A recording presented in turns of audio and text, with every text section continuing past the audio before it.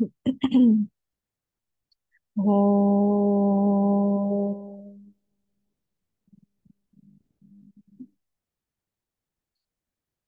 ओम।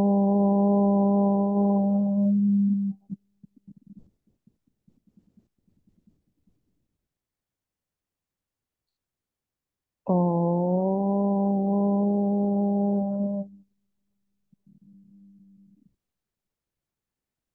ओम सहना भवतु, सहनौ भुनक्तु, सह वीर्यं करवावहै, तेजस्विनावधीतमस्तु मा विद्विषावहै।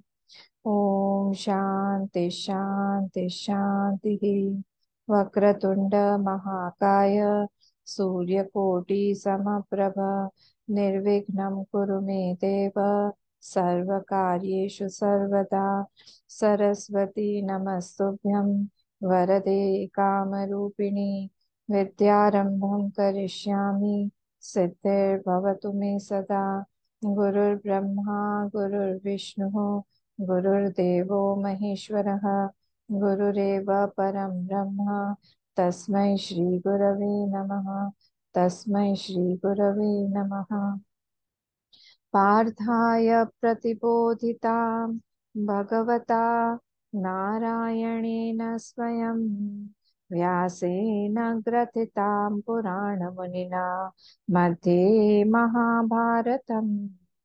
अद्वैतामृतवर्षिणी भगवती अष्टादशाध्यायिनी, अम्ब त्वामनुसन्दधामि भगवद्गीते भवद्वेषिणी। नमोऽस्तु ते व्यासविशालबुद्धे, फुल्लारविन्दायतपत्रनेत्र, येन त्वया भारततैलपूर्णः प्रज्वालितो ज्ञानमयः प्रदीपः। प्रपन्नपारिजाताय स्तोत्रवेत्रैकपाणये, ज्ञानमुद्राय कृष्णाय गीतामृतदुहे नमः। सर्वोपनिषदो गावः दोग्धा गोपालनन्दनः, पार्थो वत्ससुधीर्भोक्ता दुग्धं गीतामृतं महत्। वसुदेवसुतं देवं कंसचाणूरमर्दनं, देवकी परमानन्दं कृष्णं वन्दे जगद्गुरुं। कृष्णं वन्दे जगद्गुरुम्। हम लोग 13 चैप्टर का 22nd, कल हम लोगों ने 19, 20, 21 श्लोक देखा। जिनका रह गया है वो लोग यूट्यूब पे देख लीजिएगा, अपलोड कर दिया मैंने। आज हम लोग देखेंगे 22nd और 23rd श्लोक। हम लोग पढ़ लेते हैं एक बार 22nd और 23rd। ओम श्री परमात्मने नमः। अथ त्रयोदशोऽध्यायः। श्री भगवानुवाच 22nd। उपद्रष्टानुमन्ता च भर्ता भोक्ता महेश्वरः, परमात्मेति चाप्युक्तः देहेऽस्मिन् पुरुषः परः। फिर से, उपद्रष्टानुमन्ता च भर्ता भोक्ता महेश्वरः, परमात्मेति चाप्युक्तः देहेऽस्मिन् पुरुषः परः। य एवं वेत्ति पुरुषं प्रकृतिं च गुणैः सह सर्वथा वर्तमानोऽपि न स भूयोऽभिजायते। य एवं वेत्ति पुरुषं प्रकृतिं च गुणैः सह सर्वथा वर्तमानोऽपि न स भूयोऽभिजायते। न स भूयोऽभिजायते। अब भगवान जो है उस क्षेत्रज्ञ के बारे में बता रहे हैं जिसके बारे में ये पूरा का पूरा चैप्टर है। तो कल हम लोगों ने देखा कि वो कैसे, जो वो एक ही क्षेत्रज्ञ है, हम आत्मा बोले क्षेत्रज्ञ बोले उसमें आप कंफ्यूज मत होइएगा। वही एक ही जो है वो जीव कैसे बन जाता है जैसे ही वो प्रकृतिस्थ हो जाता है। कौन से वाले श्लोक में है ये? 21 श्लोक में प्रकृति पुरुष कोशिश करेगा ये वाला लर्न कर ले, आज वाला भी श्लोक इंपॉर्टेंट है। तो 21 श्लोक में देखिए लिखा है कि जैसे ही वो प्रकृतिस्थ हो जाता है, स्वस्थ नहीं होता है, स्व में रहना, जैसे हमारा शब्द है एक जिसको हम बोलते हैं स्वास्थ्य। तो स्वास्थ्य मतलब स्व में स्थिति। तो वो अच्छी चीज है, हम हेल्दी हैं। तो जैसे ही हम स्वस्थ नहीं होंगे, मतलब कोई दूसरा रोगाणु कीटाणु कोई हमारे शरीर में आ गया, उसको हम लोग बोलते हैं स्वस्थ नहीं। वैसे ही प्रकृति पुरुष जो है, ये अपना ओरिजिनल आइडेंटिफिकेशन इसका रह जाता है, और ये आइडेंटिफाइड हो जाता है प्रकृति से। जिस जिस क्षण, और प्रकृति को हम लोगों ने देखा था, ये क्या है प्रकृति जो है, वो हम कार्य कारण रूप से या कार्य करण रूप से 28 श्लोक में देखिए, कार्य करण कर्तृत्व हेतु प्रकृति रुच्यते। तो प्रकृति इस अलग अलग कार्य और करण के रूप में दिखाई दे रही है। कार्य मतलब वो हमारा शरीर, मन, बुद्धि, ये सारी चीजें। करण हो गया तो ये अंतःकरण, अंतःकरण चार अंतःकरण जो चतुष्ट है हमारे, ये सारे मिलके ये हो जाता है कि प्रकृतिस्थ हो गया है ये जीव। और जैसे ही वो आत्मा प्रकृतिस्थ हो जाएगा, वो जीव बन गया। और अब उसका फॉल जो है वो होगा कैसे, विकारांश गुणांश, वो 19 श्लोक में विकार और गुणों के साथ में वो लिप्त हो जाएगा।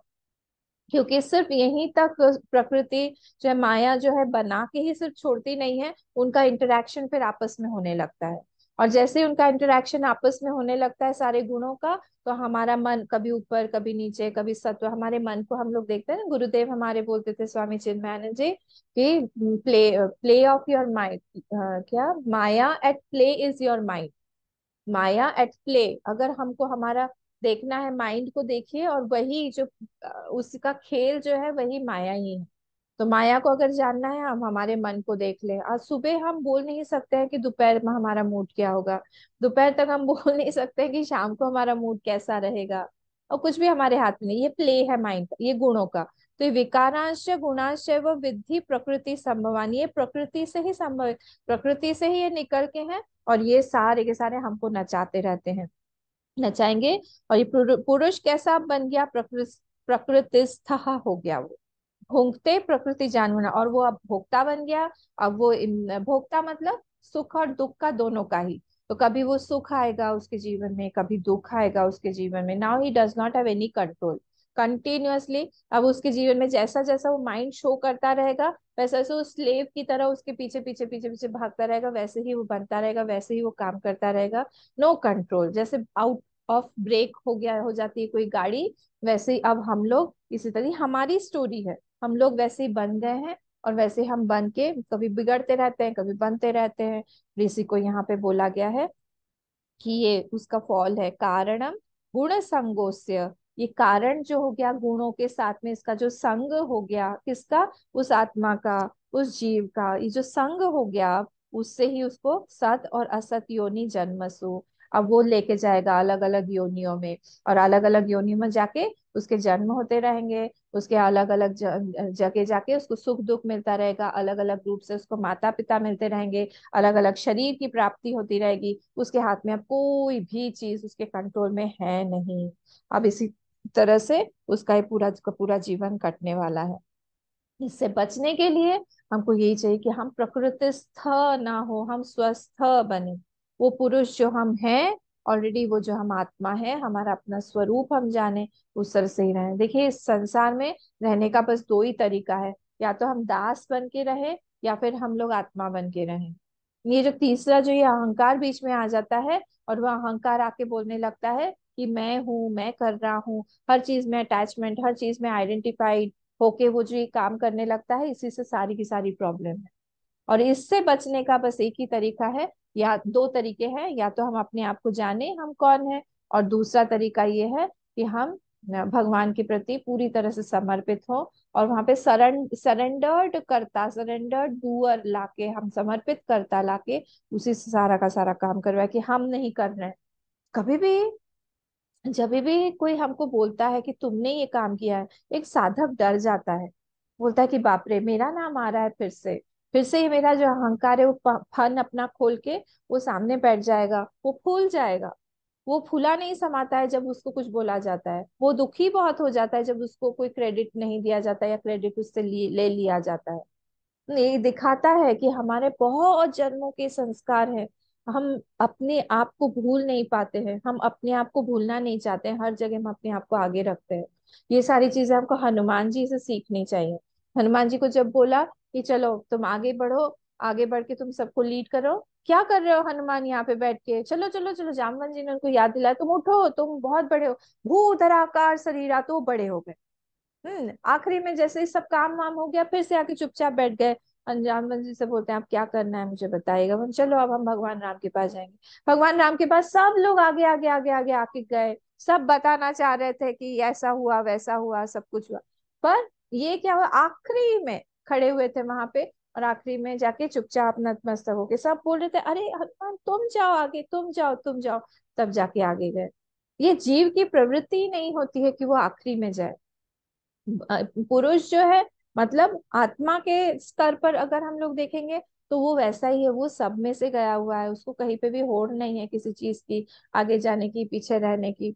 वो नहीं, क्योंकि वो सब में से ऑल परवेडिंग है, वहां पे कोई छोटा बड़ा है ही नहीं, उसमें कोई भेद है ही नहीं, भेद दृष्टि। ये जैसे ही प्रकृतिस्थ बन जाता है 21 श्लोक वाला, वैसे ही उसका ये गिरावट जो है, उसका गिरना उसका शुरू हो जाता है। और वो बॉल जैसे सीढ़ी से नीचे टप टप टप टप टप टप आके गिरती है, तो कहाँ आके रुकेगी, कौन से योनि में आके रुकेगी, हमारे हाथ में कुछ भी नहीं है।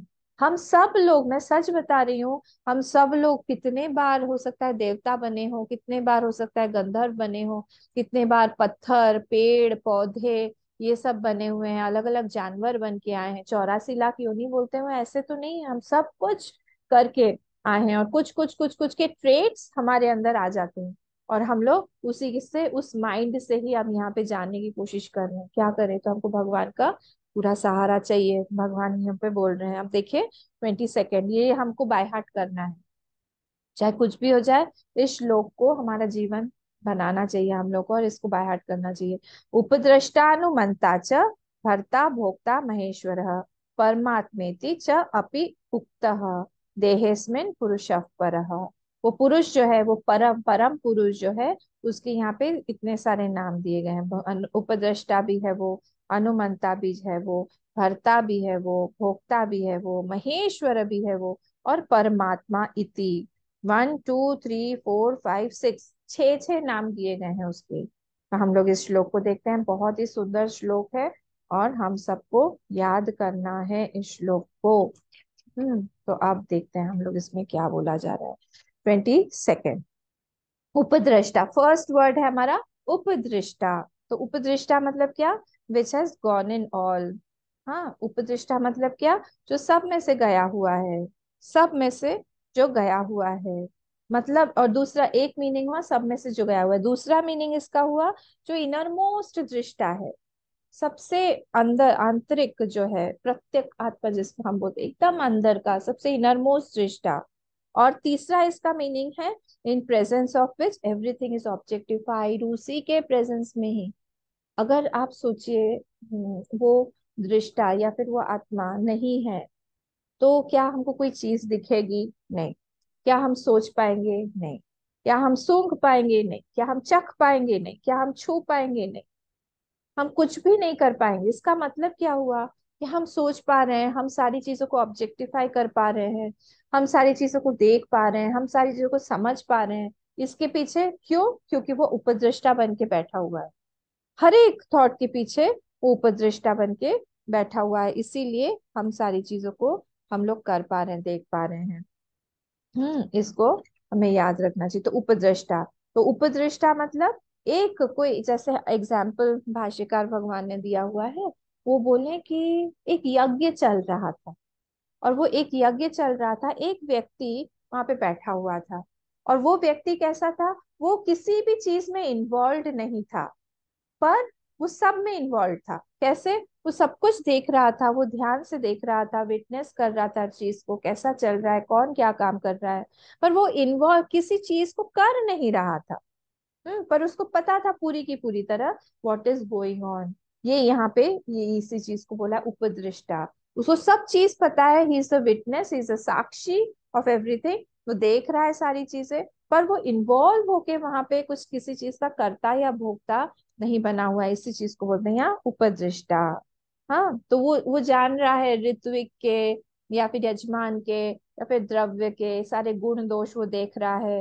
हाँ, ये दृष्टांत दिया हुआ है यहाँ पे। उसी तरह से ये भी जो है, कोई भी करण व्यापार या फिर करण व्यापार मतलब हमारे जितने भी इंद्रिय हैं उसके व्यापार में, या फिर कार्य के व्यापार में, ये चीज ये जो है उपदृष्टा इन्वॉल्व नहीं है, पर बहुत क्लोज है।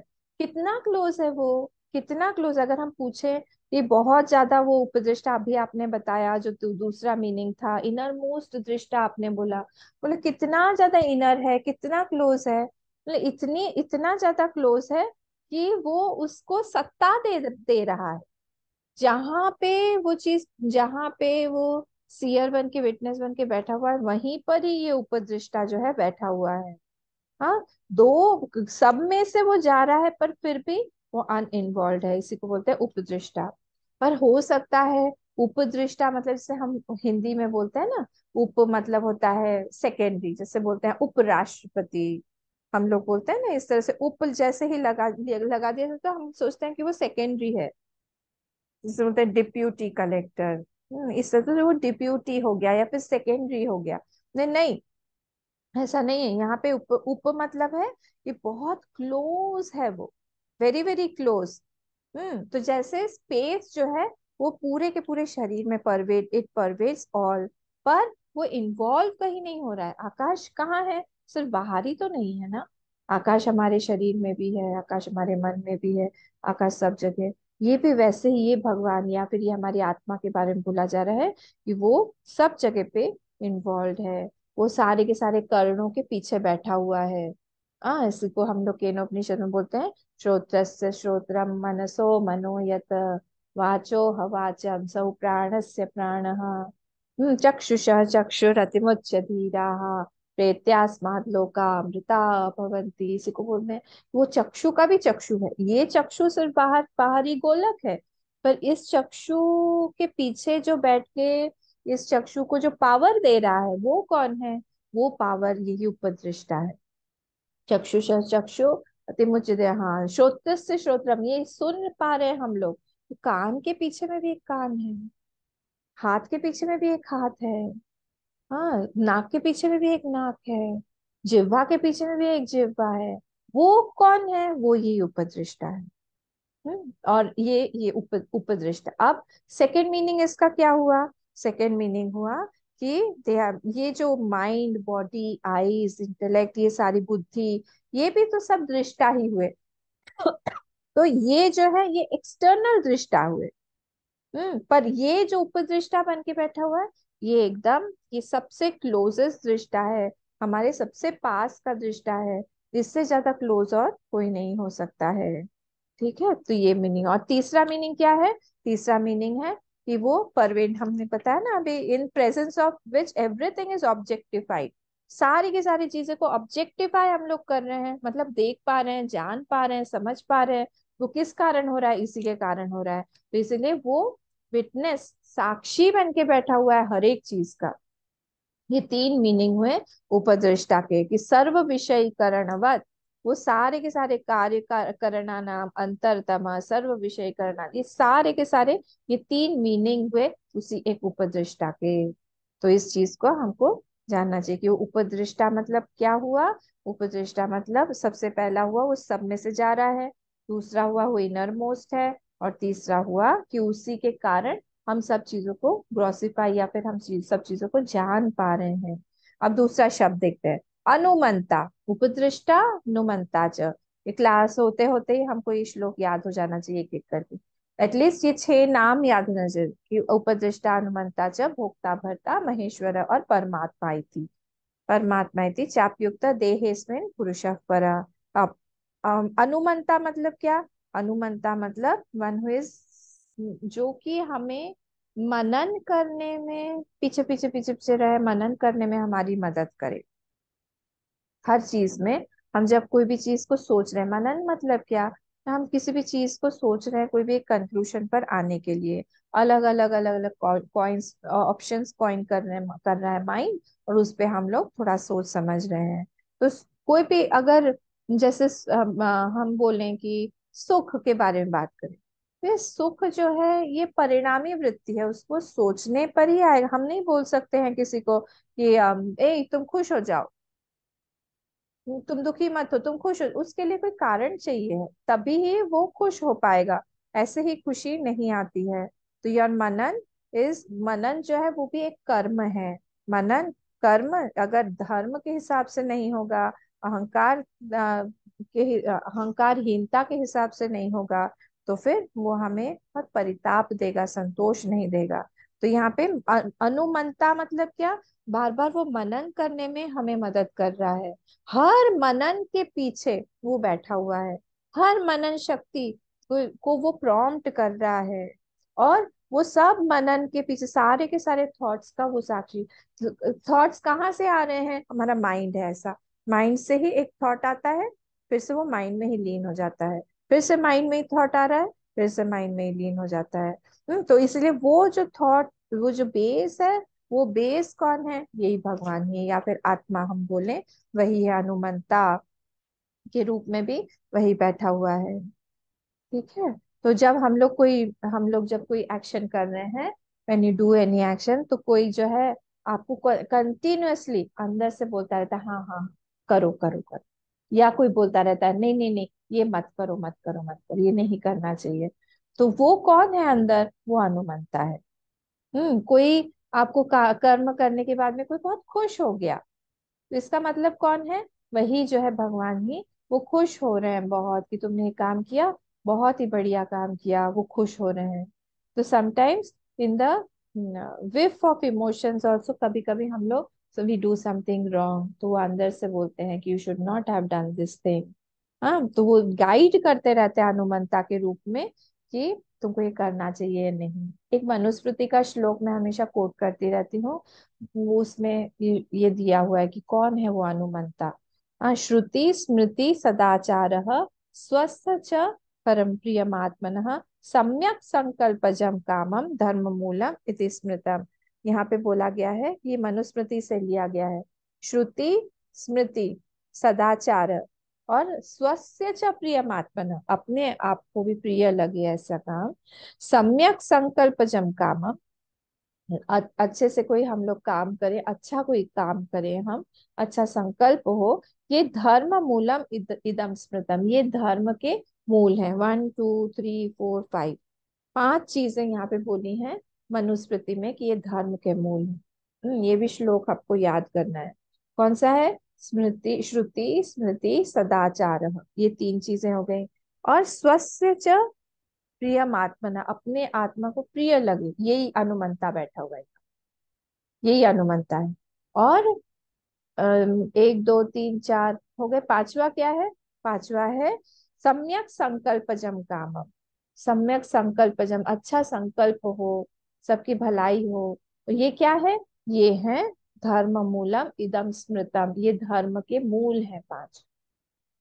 तो श्रुति क्या हो गया, श्रुति हो गया मतलब हमारा वेद, वेद वाक्य उपनिषद इत्यादि। स्मृति क्या हो गया, गीता इत्यादि बहुत सारी है, पाराशर स्मृति है, मनुस्मृति है, याज्ञवल्क्य स्मृति है, इसको सब स्मृति बोला जाता है, जो किसने रचना किया हुआ है।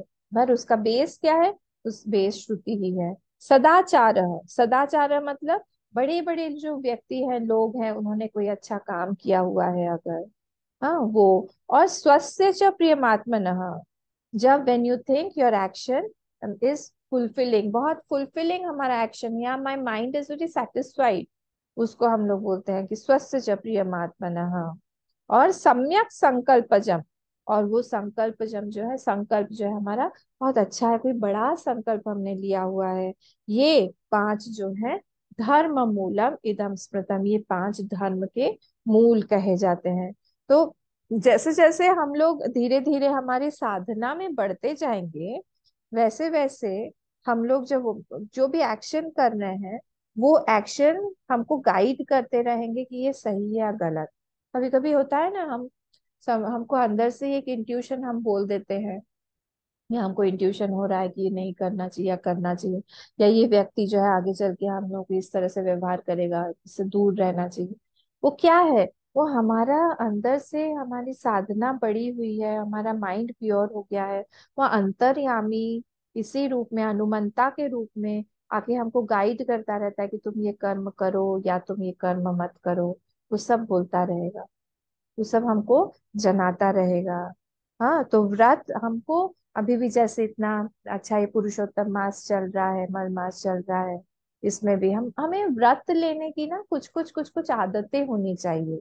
हमें थोड़ा थोड़ा पेन, थोड़ा थोड़ा पीड़ा सहने की आदत बढ़ाती रहनी चाहिए, कि हम थोड़ा थोड़ा सहन करें। कभी गर्मी सहन करें, कभी सर्दी सहन करें। हर चीज में ऐसा ना हो कि हम लोग बहुत ज्यादा आदी हो जाए सुख सुविधाओं के, बहुत ज्यादा आदी। इसमें हमको हेल्प करता है, मदद करता है वाउस, व्रत हमारे जीवन में। तो कई लोग जो है वो लोग आजकल व्रत कर रहे हैं, कई लोग जो है एक टाइम खा रहे हैं, कई लोग सोमवार सोमवार, जिसकी जैसी क्षमता है उस हिसाब से वो लोग व्रत कर रहे हैं। तो ये से क्या होगा, हमारा जीवन जो है एक चैनल में बंध जाता है कि नहीं, हमको इस तरह से कम काम करना है, हमारे मन को इस तरह से ठीक करना है। दूसरों को नहीं, हम अपने मन को ठीक करें। दूसरे के मन को हम क्या ठीक करेंगे? दूसरे का जो लाइफ है उसको हम क्या ठीक करेंगे? यहाँ पे किसी का लाइफ हमारे हाथ में नहीं है। हम किसी का लाइफ को चैनलाइज नहीं कर सकते, अपना ही करें बस। उतनी ही फ्रीडम है हमारे पास में। दूसरा कोई हमारी बात सुनेगा भी नहीं। हम बोलते रहिए, बहुत ज्यादा सुनते भी नहीं है कोई लोग। इसीलिए हमें अपना ही देखना चाहिए कि हम अपने अपने लाइफ में कितने व्रतों का पालन करते हैं। जितना व्रती होके हम लोग रहेंगे, उतना ज्यादा हमारे जीवन में एक शांति और एक समृद्धि और एक, हम बोलें कि अध्यात्म और दिव्यता हमारे जीवन में बढ़ती रहेगी। उसका मतलब ही यही है कि हमने कहीं ना कहीं बड़े व्रत को पकड़ के रखा है जीवन में। और व्रत नहीं है तो फिर वो संसारी ही है, साधक नहीं कहलाएगा। साधक का जीवन व्रतों से भरा हुआ रहता है। सुबह जैसे उठता है उसका व्रत शुरू हो जाता है, और सोता है तब तक व्रती में ही रहता है वो। और आखिरी तक उसका दिमाग रहता है कि आज के मेरे कितने सारे व्रत कंप्लीट हुए। हमारी डायरी होनी चाहिए। आपको, मुझे पता नहीं आप लोग डायरी मेंटेन करते हैं कि नहीं। हर एक साधक को एक दैनंदिनी, गीता प्रेस की भी एक दैनंदिनी आती थी। मैं जब इंदौर में थी वहां से गीता प्रेस, गीता भवन से खरीदती थी। वहां पे बड़ी से एक ऐसे मोटी दैनंदिनी आती है, हर जगह ही गीता स्टोर्स पे मिलती है शायद। उसे भरना चाहिए हम लोगों की, हमारा हमारी साधना जो है आज के दिन की हुई कि नहीं। हमने सुबह से उठ के शाम तक क्या किया? हमने सुबह उठ के हमने अर्घ दिया कि नहीं, सूर्य को प्रणाम किया कि नहीं, इसको तुलसी को जल दिया कि नहीं, चिड़िया को खिलाया कि नहीं। छोटे छोटे छोटे छोटे व्रत हैं। उसी से ही जब लंबे समय तक के लिए किया जाता है, हमारा जीवन बहुत सुंदर बनने लगता है। अपने आप कोई बड़ा फल एकदम से आएगा, हमें समझ में नहीं आएगा कि अरे ये कैसे आया। तो ये इकट्ठे होते रहते हैं छोटे छोटे, जैसे प्रोविडेंट फंड और ये सब होता है ना, हमारा कटता रहता है सैलरी में से और एकदम से आता है। वैसे ही यहाँ पर भी है। तो ये व्रत जो है, ये हमारे जीवन को सुनिश्चित करते हैं। व्रत जो है हमारे जीवन को क्योंकि धारा निश्चित करते हैं, इधर उधर जाने से हमें रोक देते हैं।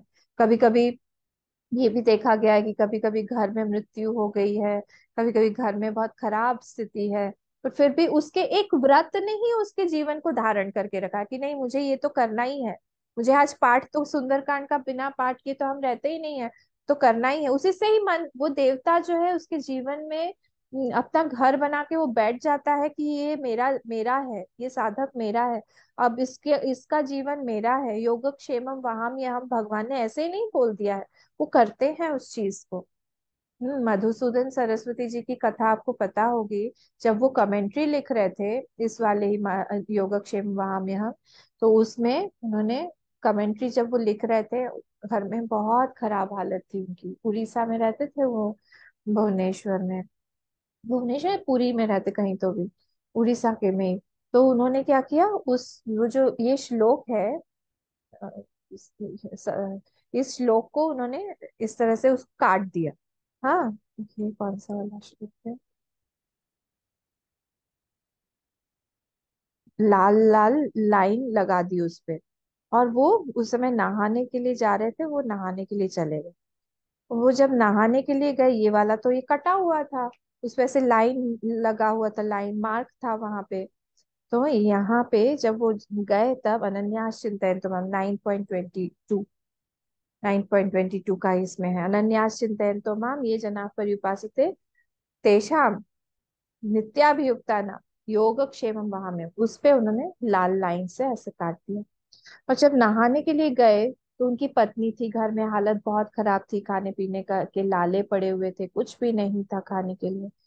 तो उन्होंने देखा, उनकी पत्नी ने देखा कि एक छोटा सा, एक सांवला सा बच्चा उनके घर पे आया है, और बहुत बड़ी सी ऐसी टोकरी में है, उसपे खाने की बहुत सारी चीजें हैं, और वो उठा नहीं पा रहा, इतना भार है। तो उसने ऐसे करके रख दिया नीचे। जब वो नीचे झुका, पीठ उसका खुला हुआ था, उस पे ऐसा लगा कि लाल खून बह रहा है, किसी ने उनको मारा है। तो एकदम से बोले कि क्या, ये कैसे हो गया, किसने किया ये, कैसे हो गया तुमको, किसने मारा? बोले नहीं, आपके पति देव ने मुझे मारा। बोले, अच्छा। क्योंकि वो बहुत वो सब लिया विया, और वो दौड़ते दौड़ते वो लड़का चला गया, भाग गया। थोड़ी देर बाद ये नहा के आए, मधुसूदन जी अपने घर में आए। तो पत्नी ने बोला कि देखो ये लड़का रख के गया है। बोला अच्छा, तुमने उसको मारा था ना, क्यों मारा था? आजकल ये सब भी करने लगे हो क्या? घर में बैठे बैठे एक जगह पे गीता में ये सब लिखते हो, कमेंट्रीज लिख रहे हो, भाष्य लिख रहे हो, और उधर मारते हो बच्चे को। ये अबाक होके देखने में, बोले मैंने तो नहीं मारा, कौन आया था? मैं देखो ये सारा खाना सामान लेके बोला है तुम्ही ने भेजा हुआ है, और वहां पे मारा है उसको, और पीछे इसके खून निकल रहा था पीठ पे से। और जैसे ही मधुसूदन जी ने ये समझा, वो उन्होंने साष्टांग प्रणाम किया अपनी पत्नी को कि तुमको दर्शन हो गए हैं, मुझे दर्शन नहीं। तुम इतनी भाग्यवान भाग्यशाली हो कि तुमको भगवान ने दर्शन दिए हैं। वो भगवान ही थे जो वो स्वयं लेके आए थे। वो बोलना चाह रहे थे कि ऐसा नहीं है, तुम इस श्लोक पे, मैं नहीं लिखने वाला था कमेंट्री, क्योंकि भगवान जो है वो तो करते ही नहीं है किसी के लिए कुछ काम। जो भक्त जो है उनके ऊपर सब कुछ छोड़ा हुआ है, फिर भी वो नहीं दिखाई दिखाई दे रहे हैं, नहीं कुछ कर रहे हैं। तो इसलिए ये सारा फिर उन्होंने उसको पोछा, और फिर उस पे बहुत सुंदर एक कमेंट्री लिखी, भाष्य, मधुसूदन सरस्वती जी के उसमें। तो ये इसे तो हम जब कोई व्रत पकड़ के रखते हैं, व्रत में रहते हैं, तब भगवान भी जो है वो हमारे व्रत को पूर्ण करते हैं। भगवान बोलते हैं अपि चेत दुराचार भजते माम अनन्य भाग साधुरेव समन्त्य मंतव्य सम्यक व्यवसितो ही सह। अगर वो अगर वो मेरा भजन करता है, और अपि चेत सो दुराचार, बहुत दुराचारी, सिर्फ दुराचारी नहीं है, सो दुराचारी है, बहुत ही बड़ा दुराचारी है, पर फिर भी उसने सब कुछ छोड़ के मेरा भजन अगर शुरू कर दिया है, तो फिर साधुरेव समंतव्य, उसको तुम साधु ही समझो। ये भी 9 चैप्टर का है, ये तुम उसको साधु ही उसको समझना चाहिए, वो साधु ही है, और उसको प्रणाम करना चाहिए। 30th श्लोक, 9.30। ये सारी श्लोक्स जो हैं वो जेम्स हैं भगवान के मुख से, वो कहने हैं। और ये सारी चीजें हमको व्यवहार में प्रैक्टिस करते रहना चाहिए, कि किसी का पास्ट हम प्रेजेंट में ना लाकर देखें। उसने व्रत लिया हुआ है कि वो नहीं करेगा, उसने सॉरी बोला हुआ है, पश्चाताप किया हुआ है, तो फिर उसको हमें एक साधु की तरह ही ट्रीट करना चाहिए। When you take a vrat, your anumanta is satisfied, is fulfilled, बहुत ज्यादा वो सेटिस्फाइड होता है। ये हमारा कौन सा वर्ड था? ये हमारा दूसरा वर्ड था, उपद्रष्टा नुमंता च। अब देखिए, अब है नेक्स्ट वाला क्या है? अब भरता। हाँ, अब भरता, भरता मतलब क्या? अच्छा, इसमें भरता मतलब क्या? आत्मा जो है वो होल्डर बन के बैठा हुआ है। भरता होता है हिंदी वाला भरता नहीं, कि आलू का भरता, बैंगन का भरता, वो वाला नहीं। भरता एक्चुअली जो भरण पोषण करता है उसको ही बोलते थे। हस्बैंड का नाम भी भरता होता है, बंगाली में, असमी में भरता बोलते हैं ना। तो भरता पोषण करने वाले, तो गॉड अलोन नरिशेस, भगवान ही जो है वो भरता रूप से है हमारे, जो हमको नरिश कर रहे हैं, पालन पोषण हमारे कर रहे हैं। तो सारे के सारे जड़ चीजों को पकड़ के रखने वाला कौन होगा? कोई एक चेतन चाहिए, वही यहाँ पे भगवान है। वही यहाँ पे भगवान, क्योंकि अगर कोई जड़ जो चीज है, अगर उसको पकड़, सूर्य, चंद्र, तारे, अब इतनी सारे अगणित, अगर आप स्पेस में चले जाए कितनी आपको सारी चीजें देखेंगे, एक का भी ऐसे टक्कर नहीं हो रही है।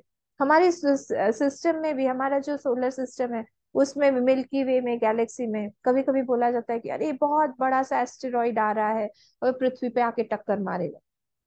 पृथ्वी के एकदम पास से आके वो चला जाता है, अगले दिन खबर आती है चला गया।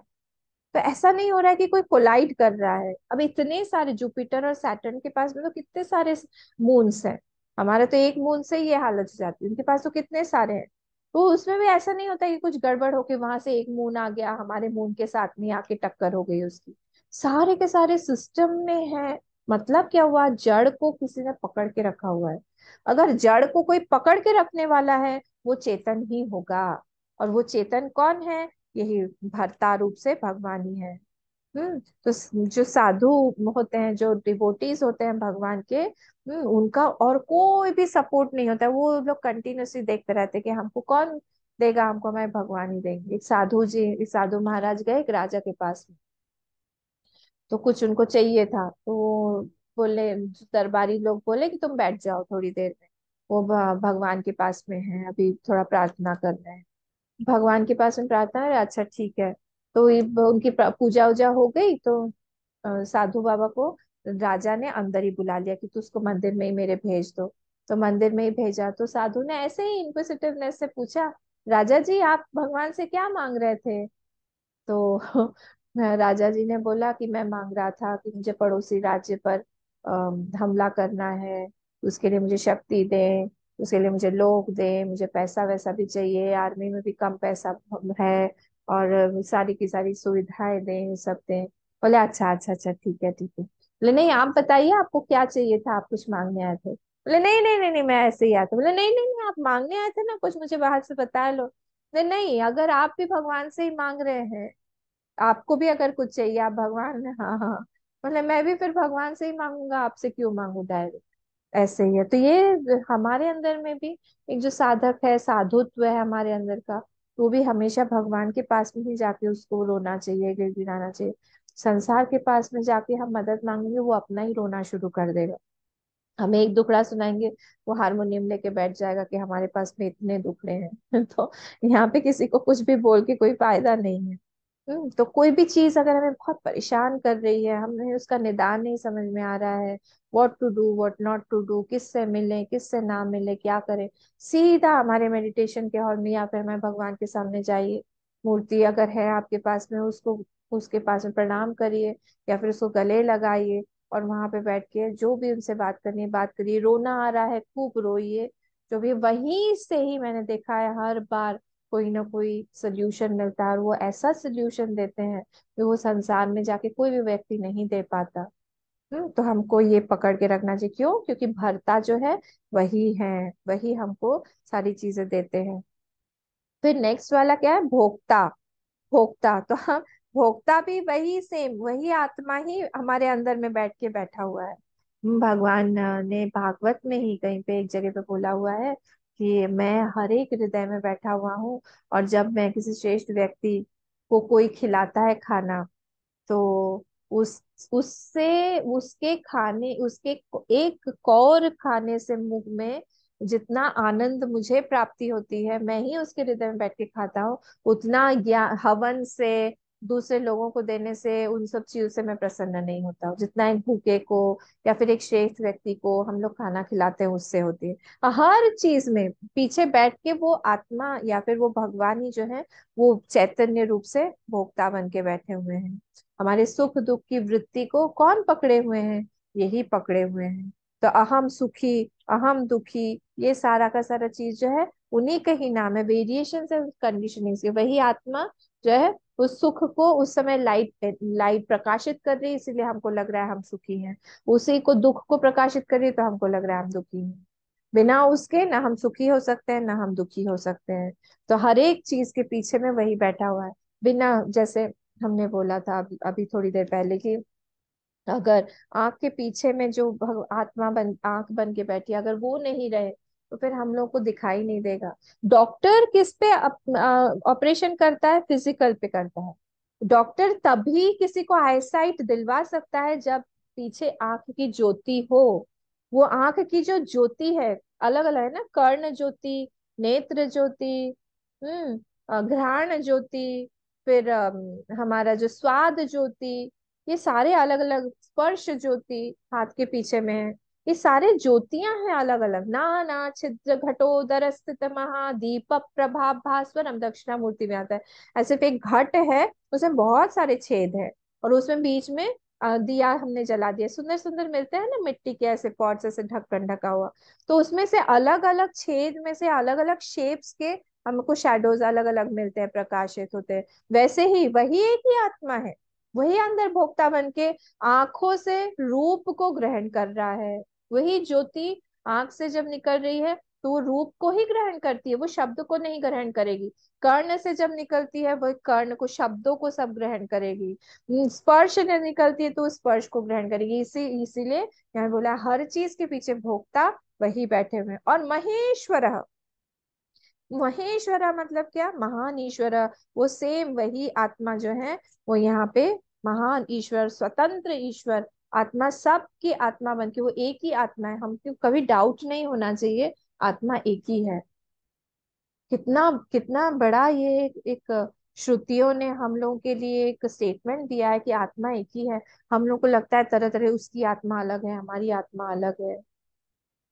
हमारी आत्मा निकल के शरीर से चली जाती है जब हमारी मृत्यु होती है। आत्मा जाएगी कहाँ? आत्मा तो हर जगह है जाने के लिए। जैसे हम बोले कि स्पेस, आकाश, आकाश जाएगा कहाँ? ये आकाश तो हर जगह पे ही है, स्पेस तो हर जगह पे ही है। हम नहीं बोल सकते कि वरांडे का स्पेस हम लोग जाके आके सत्संग हॉल में ले जाएं, या ऑफिस का स्पेस हम बेडरूम में लेके जाएं। तो कर नहीं सकते, क्योंकि वहां पे भी स्पेस है ऑलरेडी, जहाँ पे ऑलरेडी एग्जिस्टिंग स्पेस है। ये ऐसा नहीं कि आईएसआईएस वाले जब गए, इंटरनेशनल स्पेस स्टेशन वाले गए ऊपर, ऊपर से स्पेस में से देख रहे हैं, तो यहाँ से कुछ स्पेस लेके वहां पे गए कि वहां पे स्पेस की कमी है। वैसे ही ये आत्मा जो है वो हर जगह पे है, हर चीज आत्मा है यहाँ पे। यही चीज जो है हमारे सनातन धर्म का बेस है, और इसीलिए हम सारी चीजों की पूजा करते हैं। हमारे पैर से भी कुछ चीज छू जाती है तो उसको भी हम प्रणाम करते हैं, क्यों? क्योंकि सब में हम उस आत्मा की दृष्टि रखते हैं। ये चीज बोला जाता है हर जगह पे। तो इसीलिए यहाँ पे बोल रहे हैं वही सब लोगों की आत्मा, सब जीवों की आत्मा, सारे के सारे जड़ या चेतन, चर या अचर की आत्मा बन के वही है। उसी को बोला है महेश्वर। महेश्वर परमात्मा इति, परमात्मा, he is the essence of all. Body से लेके, बुद्धि से लेके, सारी की सारी चीज कहाँ पे है? परमात्मा इज बियॉन्ड। परमात्मा जो पुरुष परम पुरुष जो है वही यहाँ पे बैठा हुआ है, बन के बैठा हुआ है। वो अव्यक्त में भी है, वो व्यक्त में भी है, वो महत में भी है, वो अहंकार में भी है, वो प्रकृति में भी है, वो माया में भी है।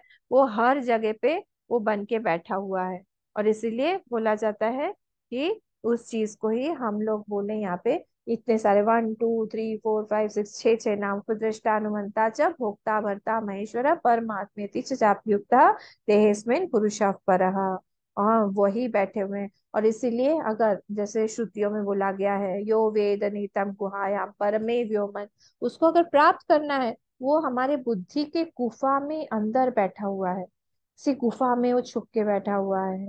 और वहां पे जाके जब हम लोग धीरे धीरे जाएंगे मेडिटेशन में, हम जाएंगे और उसको हम लोग वहां पे मिल सकते हैं। हम लोग रोज रात में अहर अहम प्रति ब्रह्मैव गच्छति, हम लोग दिन हर रात को ही हम लोग जाके उसी हमारे सेल्फ से एक हो जाते हैं। देखिए कैसा है, जिस दिन हम लोग अपने आत्मा से नहीं मिलते हैं या फिर अपने स्वरूप से एक नहीं होते हैं, उस दिन हम तड़फड़ा जाते हैं। हम तड़प जाते हैं हम उससे मिलने के लिए। क्यों? क्योंकि संसार जो है, हमारा जो बाहरी बाहरी हमारा जो शरीर है, बाहरी हमारा मन है, बुद्धि है, चित्त है, अहंकार है, ये सारा हमारा एक्चुअल स्वरूप नहीं है। नहीं तो हमें इसी में आनंद आता, हमें सोने में ज्यादा आनंद आता है। हम सारी चीजों को उस समय छोड़ देते हैं, हमारे शरीर को छोड़ देते हैं। शरीर का कोई ज्ञान ही नहीं रहता, भान ही नहीं रहता, कोई कपड़ा है, कोई चादर है, कहाँ पे पड़ा हुआ है, कुछ भान नहीं रहता। कोई छिपकली आके ऊपर से चली गई, कॉकरोच आके चला गया, कुछ समझ में नहीं आता उस समय। आराम से लेटे रहते हैं उस समय, सोए रहते हैं कहीं पे, कहीं पे लीन, सब हम छोड़ देते हैं। उस समय हम किसके साथ एक रहते हैं, उसी समय हम अपने आप से मिले हुए रहते हैं, वही हमारा नेचर है। ये यहाँ पे उसी को बोला जा रहा है, वही परमात्मा है। पुरुष परच अपि युक्ता देहेस्मिन पुरुष पर, इसी देह में वो इतने रूप लेके बैठा हुआ है, देहेस्मिन इसी देह में वो उपद्रष्टा अनुमंता, कहीं बाहर जाने की जरूरत नहीं है। हमको अगर प्राप्त करना है, अगर मेडिटेट करना है, बहुत मेडिटेटिव श्लोक है ये, तो हम मेडिटेशन की सीट पर ही हम उस परमात्मा के बारे में, उस ब्रह्म के बारे में, उस भगवान के बारे में, जो भी आप नाम दें, उसके बारे में हम लोग यहाँ पे मेडिटेट कर सकते हैं। किस तरह से वो उपदृष्टा बन के है, किस तरह से वो अनुमंता बन के है। और अनुमंता के साथ में ये है कि जितना हम प्रैक्टिस करते रहेंगे ना, वो उतना ज्यादा ज्यादा हमको बोलने लगता है। हम लोग उसकी आवाज नहीं सुनेंगे, वो रोक देता है, नहीं बोलता है। मैंने बताया था ना, एक हमारे यहाँ पे अम्मा थी, मैं जब इंदौर में थी तब की बात है, उनका अरे वो आई आश्रम में और देखा कि वहां पे चीनी नहीं, शक्कर खत्म हो गई। तो मुझे बोला, अरे अनन्या, मैं मुझे बोल रहा था, अंदर से बोल रहा था वो कि शक्कर ले जा, शक्कर ले जा, खत्म हो गया, चीनी नहीं है आश्रम में। मुझे लगा मैंने तो कल ही देखा था, है, और देख यहाँ पे है। ये डेवलप कर करके आता है, तो वो अंदर से बात करते कि ये करो, ये मत करो, ये तुम्हारी साधना होनी चाहिए, नहीं है। कभी खुश लगेंगे, कभी बात करेंगे, कभी नहीं बात करेंगे। भर्ता भोक्ता महेश्वर परमात्मेति चाप्युक्त देशस्मिन् पुरुष परः। हम नेक्स्ट वाला है, या एवं वेद, ये भी हमने पढ़ लिया। हाँ, ये पढ़ लिया है। यह एवं वेत्ति पुरुषम प्रकृतिम च गुणैः सह। यह एवं वेत्ति, हाँ, जो इस तरह से उस आत्मा को जो जान लेता है, ये प्रेस है ज्ञानी का। ज्ञानी की स्तुति कर रहे हैं कि जो इस तरह से उस पुरुष को, उस परम पुरुष को जान लेता है, यह एवं वेत्ति पुरुषम प्रकृतिम च गुणैः सह। प्रकृति और गुण दोनों के साथ में वो जान लेता है कि कौन सा प्रकृति है, कौन सा गुण है, उन दोनों को अलग अलग कर लेता है। दाल चावल मिक्स हो गए, उसको अलग अलग करना है। अभी सारा मिक्स होके हमारी खिचड़ी बनी हुई है, बोले नहीं हमको आज दाल चावल अलग अलग सेपरेट सेपरेट खाना है, हमें खिचड़ी नहीं खाना है, बोर हो गए खिचड़ी खा खा के। तो अलग अलग करना पड़ेगा। तो इस अलग अलग करके वो ज्ञानी जानता है कि प्रकृति कौन है, गुण कौन से हैं, और बाकी के सारे जो बोला गया था विकार जो है वो क्या है, उसको सब अलग करके वो जब देखता है, उसी को बोलते हैं कि उसको ज्ञान हो गया। वो जो क्षेत्रज्ञ बोला था ना, कौन से वाले में, क्षेत्रज्ञ चापी माम विद्धि, सेकंड नंबर श्लोक में, वो उसको पूरा का पूरा पता हो जाता है कि यही क्षेत्रज्ञ क्षेत्रज्ञ है, जो कि जिसके बारे में यहाँ पे बोला जा रहा है। सर्वथा वर्तमानोपि न स भूयो अभिजायते। तो सर्वथा वर्तमानोपि मतलब सब कुछ वो करता रहेगा, सारी चीजें वो करता है, सब कुछ काम कर रहा है, सब चीजों में से पर फिर भी वो प्रकृतिस्थ, जो ऊपर वाले श्लोक में बोला था 21 में, वो नहीं बनता है। उसको पता है कि मैं अलूप में निर्लिप्त हूँ। पद्म पत्रम इवाम्बसा, जैसे पद्म पत्र फ्लोट करता है, लोटस का पत्ता पानी में रह के भी तो वो गीला नहीं होता है। एक बतख जो होता है, किस तरह से सुंदर तरीके से वो पानी में जाता है, पर फिर भी बाहर आके गीला नहीं होता है। उसी तरह से ये भी व्यक्ति रहता है, जिसको पता है कि उसका अपना अपना जो आत्मा है या सेल्फ है, वो कैसा है, वो प्रकृतिस्थ नहीं है। तो ये वो काम करता रहता है कि मैं उपदृष्टा हूँ, मैं अनुमंता हूँ। अभी क्या है, हम लोग इन सब चीजों को बौद्धिक स्तर पर जान रहे हैं। धीरे धीरे धीरे धीरे एक होता है बौद्धिक स्तर से उस चीज को जानना, उस चीज को आत्मसात करना। जैसे हम लोग कभी कभी देखते हैं ना, रेसिपीज देखते हैं हम लोग देखते हैं कि इस चीज को ऐसे बनाते हैं हम ढोकला कैसे बनाए, हाँ, उसमें बेसन डालो, बेसन में थोड़ा सा खट्टा दही डालो, उसको फर्मेंट करने के लिए रखो, और फिर जाके उसको भाप दो। मैं ऊपर ऊपर ही बता रही हूँ, मुझे आइडिया नहीं बहुत ढोकले के बारे में। यहाँ तो इनो डाल के ज्यादातर लोग बना देते हैं, इनो से वो फूल जाएगा, और फिर उसको प्रेशर मतलब उसमें स्टीम करो, और फिर वो हो जाएगा कुक। उसके बाद में उस पे तड़का लगाओ, पानी डालो, जो भी है। एक हो गया हमने नेट पर देखा, रेसिपी देखा कैसे बनाते हैं। एक हुआ हमने खाना बनाया, मतलब ये हमने ढोकला बनाया घर में। और तीसरा हुआ हमने खाया। हाँ, ये ज्ञानी वाली जो स्थिति है ना, ये है खाने वाली स्थिति। उसने खा के चख के देख लिया उस चीज को। और हमारी जो स्थिति है, हमारी स्थिति है कि हम लोग यूट्यूब पे देख रहे हैं, अभी इंस्टाग्राम पे देख रहे हैं कि कौन सा बनाए कौन सा नहीं बनाए। सबसे इजीएस्ट रेसिपी जो होगी हम उसको बनाएंगे, बहुत टाइम नहीं है हमारे पास, ऐसी स्थिति है। तो ये उसका एक्सपीरियंस भी है, जो चीज वो देख रहा है। तब दो तरह से होते हैं, जैसे ज्ञानी जब ज्ञानी बनने से पहले भी वो सत्संग करता था, वो अपने बारे में सोचता था, अच्छा ऐसा होता है, आत्मा ऐसा होता है, ओ हो, अच्छा मुझे ये सब एक्सपीरियंस होगा। और जब वो ज्ञानी बन जाता है तो वो अपने बारे में, अच्छा हाँ हाँ हाँ, मेरा एक्सपीरियंस तो ऐसा ही है, ओ हो, हाँ मैं तो ऐसा ही हूँ, हाँ मैं, मेरा अनुभव यही है। वो अपने बारे बारे में अनुभव जो है सारे टटोल टटोल के देखता रहता है, ऐसा हो जाता है। तो यहाँ पे भी यही है, वो जानता है। कोई अगर बहुत कुरूप व्यक्ति मेरे पास में खड़ा है, मैं कुरूप नहीं बन जाऊंगी। बहुत सुंदर व्यक्ति मेरे पास में खड़ा है, मैं सुंदर नहीं बन जाऊंगी। बहुत काला व्यक्ति मेरे पास में खड़ा है, मैं बहुत काली नहीं बन जाऊंगी। बहुत गोरा व्यक्ति खड़ा है, मैं गोरी नहीं बन जाऊंगी। बहुत लंबा व्यक्ति खड़ा है, मैं लंबी नहीं बन जाऊंगी। इस व्यक्ति को पता है कि ये सारे मेरे जो भी कंडीशनिंग्स है, मेरे जो भी वो मन है, बुद्धि है, चित्त है, अहंकार है, ये सारे कंडीशनिंग्स हैं जिससे मैं आइडेंटिफाइड हो जाती हूँ और मैं वैसी बन जाती हूँ। इसको मुझे अलग करके देखना है, तो इसीलिए वो जानता है ये सब प्रकृति के अंश हैं, मुझे उससे अफेक्टेड नहीं होना है, मुझे उससे निर्लिप्त रहना है। तो इसलिए यहाँ पे दिया है सर्वथा वर्तमानोपि। ये चैप्टर 6 में भी ये शब्द आता है। कोई भी कर्म कर रहा है वो निर्लिप्त होगा। विवेकानंद स्वामी जी को देख लीजिए, स्वामी चिन्मयानंद जी को, हमारे गुरुदेव को देख लीजिए, इतना काम किया, इतना ज्यादा, 2 घंटा 3 घंटा सोते हैं ना, लेटर एक एक दिन 40-50 लेटर्स लिखते थे। इसीलिए आज हम लोग को इतना सारा मैटर पब्लिकेशन के लिए हमारे पास उपलब्ध है, वो नहीं लिखते तो कहाँ से आता। तो इतना ज्यादा काम करके भी वो अपने सेल्फ से कभी भी वो दूर नहीं गए कि उनका ज्ञान से कभी भी च्युति हो गई। ये नहीं था।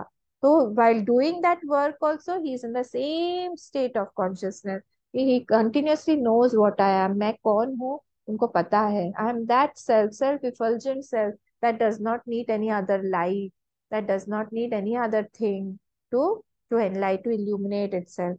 हाँ, तो ये एक्सपीरियंस उसका, उनका कंटिन्यूसली रहता है। हम कभी हम दुखी हो रहे हैं, कभी हम सुखी हो रहे हैं, वो जानते रहते हैं कि ये प्रकृति का ही गुण है, ये विकार है, ये गुणों का विकार है, ये मैं नहीं हो सकता हूँ। मैं कैसा हूँ? आ- आनंद स्वरूप हूँ मैं, मेरा आनंद, मेरा स्वरूप ही आनंद का है, मैं दुखी कैसे हो सकता हूँ? ये तो एक इंटरमीडिएट एक स्टेट आ गया है ऊपर से दुख का, ये भी चला जाएगा, ये मेरा नेचर नहीं है। तो चेंजेस में भी, सारी की सारी चेंजेस हो रहे हैं, उसमें भी he is continuously seeing one unchangeless I. ये बनाना पड़ेगा, हमारा माइंड वैसा नहीं है, ये बनाना पड़ता है। और एक बार ऐसा मन बन जाता है तो इतना आनंद आता है, फिर लगता है हम वहीं रहें, उसी स्थिति में रहें। थोड़ा सा भी फिर ऊपर नीचे माइंड हो जाता है तो माइंड रिएक्ट करने लगता है। देखिए कितनी सुंदर सुंदर बातें गीता में बताई गई हैं।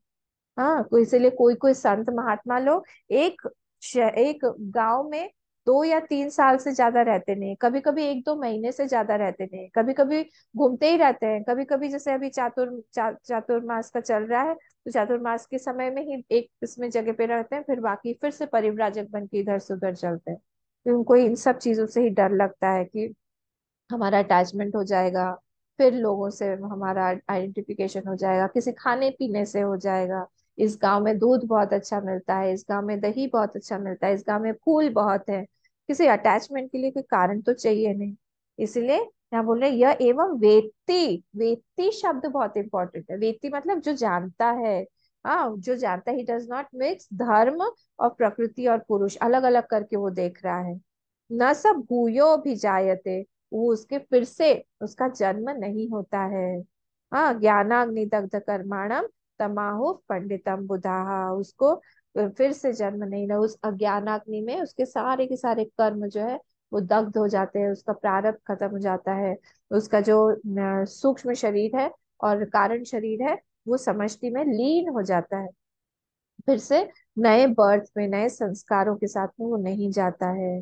तो कितना सुंदर श्लोक है। ये श्लोक हमें इसी जीवन में आत्मसात करना चाहिए। ये हमको भगवान से प्रॉमिस करना चाहिए कि हम चाहे कुछ भी हो जाए हम करके रहेंगे। खटवांग ने 7, खटवांग जो राजा थे उन्होंने 7 मुहूर्त में ही भगवान को प्राप्त कर लिया था, अपने आप को प्राप्त कर लिया था। हमारे पास भी तो टाइम है।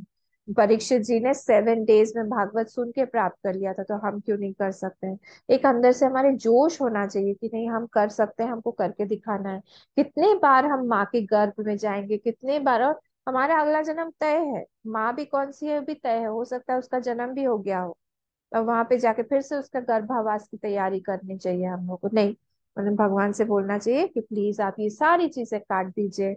हम कंटिन्यूअसली आपके शरणागत हैं, और आपसे प्रे करते रहेंगे कि आप इस सब चीजों को काटिए, हमको और जन्म नहीं चाहिए। मृत्युम से मृत्युम आपनोति वाला चक्कर हमें नहीं चाहिए, उससे हम बचा लीजिए। ठीक है, इसके अगला वाला श्लोक अब हम लोग नेक्स्ट ट्यूसडे वेडनेसडे को देखेंगे, 24th और 25th बाद में। ओम पूर्णमदः पूर्णमिदं पूर्णात् पूर्णमुदच्यते पूर्णस्य पूर्णमादाय पूर्णमेवावशिष्यते। ओम शांति शांति शांति। हरि ओम, श्री गुरुभ्यो नमः। हरि ओम।